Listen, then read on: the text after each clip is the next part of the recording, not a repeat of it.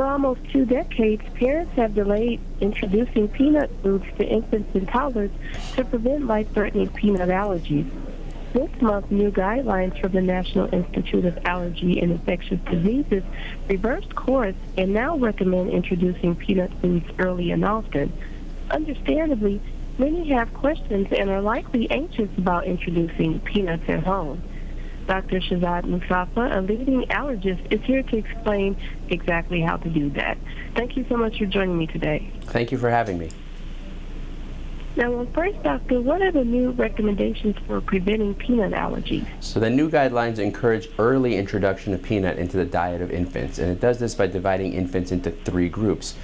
Infants at low risk for allergy, parents can introduce peanuts at home essentially whenever they want, with earlier probably being better than later, around 6 months of age. There's a moderate risk group with mild to moderate eczema. These kids can still be introduced to peanuts at home per the parents' wishes, but if the parents are reluctant or nervous or have some reservations, it can be done under the supervision of a physician. Then there's a special group of infants who are at high risk for peanut allergy. These infants have severe eczema or have already been diagnosed with an egg allergy. In these infants, we recommend testing prior to exposure, and testing can be done with blood work or skin testing with an allergist, and based on the results, it'll be decided how and if and how best safely to introduce peanuts into the diet, with the overall goal being to decrease the risk of peanut allergy in the future. Now, why are the guidelines a reversal from earlier ones? That's a great question. So the recommendations from year 2000 were unfortunately more so based on expert opinion rather than really good science. And when the recommendations were made to delay the introduction of foods, we realized that we weren't helping the cause of food allergy. In fact, it was becoming more common. And that prompted a lot of great research that's led to the guidelines being published. So over the last 5 to 10 years, really sound research has shown that earlier introduction seems to be better, and that's what these guidelines are based on. So given that these guidelines are not necessarily based on opinion, but rather really good scientific data and research, we're very confident and very hopeful that they will have a significant impact in decreasing the risk of peanut allergy.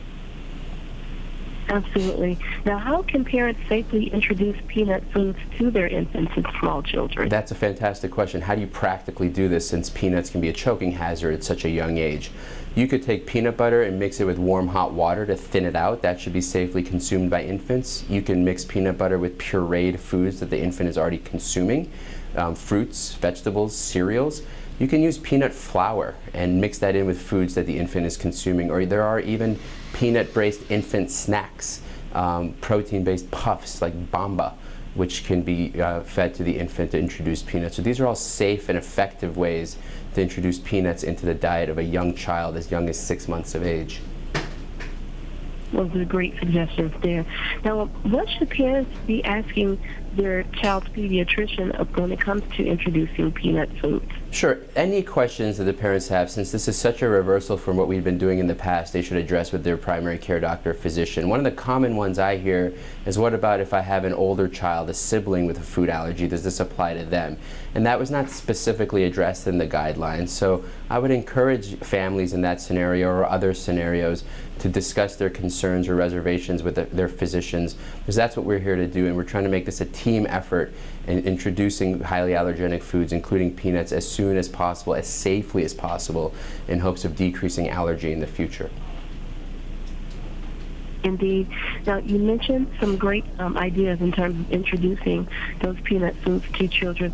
What other last-minute tips do you have for parents when it comes to when they decide to introduce those foods to their children? So I want to reassure parents that the vast majority of children in the low risk and the moderate risk group will do great at home. So please do go ahead and do this. Feel comfortable doing it. And any reservations, please approach your physicians, your primary care physician, pediatrician, or allergist with your concerns to try to make this happen. There's other great resources online also. peanutallergyfacts.org has great resources on the recently released guidelines and practical tips on how to implement the guidelines at home, how to give infants safely peanut protein. Great. Thank you so much for that, Doctor.